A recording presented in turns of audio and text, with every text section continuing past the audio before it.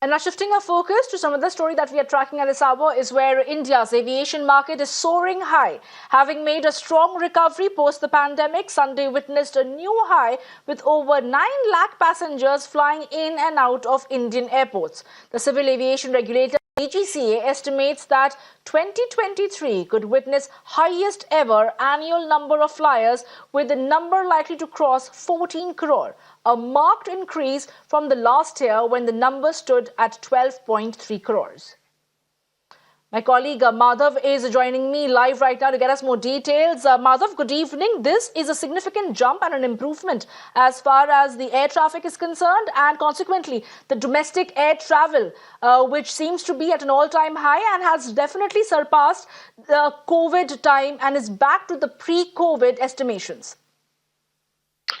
Well, absolutely, not just the estimations, but the pre-COVID numbers are being crossed now is actually a very, very significant fact, because it's taken about 3 years for that number to actually be achieved once again. Remember that civil aviation was one of the sectors that was worst impacted, with the flights coming to a grinding halt.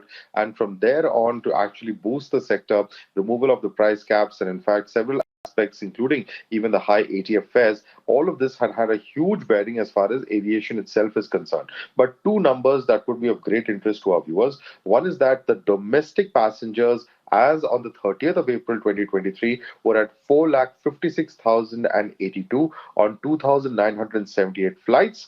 Similarly, the total number of passengers, including domestic and international, is at 9,13,336 on a total flight movement of about 5,947. So this is very, very significant that the pre-COVID numbers have been achieved. It demonstrates a number of facts. It's not just about civil aviation. It's about the fact that people have the confidence to fly again, that they are able to do so, whether for work, for leisure, or for whatever reason, and are in fact actually going ahead, traveling. And all of this has a direct impact on boosting the economy and as well as economic activity. So this is a very, very important factor in that regard. Of course, further, all of this has also got the impact in terms of how this could further increase over the coming year. Of course, if there are no other hurdles in place as far as this particular aspect of civil aviation is concerned, there are no other variants, for instance, that either come out or which would anyway impact on the way that people take flights across the country and across the world. So it's very, very significant from that point of view that we are looking at a situation where the pre-COVID numbers have been achieved and have been surpassed this time around, and of course has a huge bearing in terms of how this could in fact impact, and people could perhaps further increase the total numbers. Remember, the total number of airports, the total number of sectors, all of this continuously keeps getting an update in terms of various schemes of the government, whether we're talking about UDAN, whether we're talking about the each schedule every 6 months of the summer and the winter schedule. Right.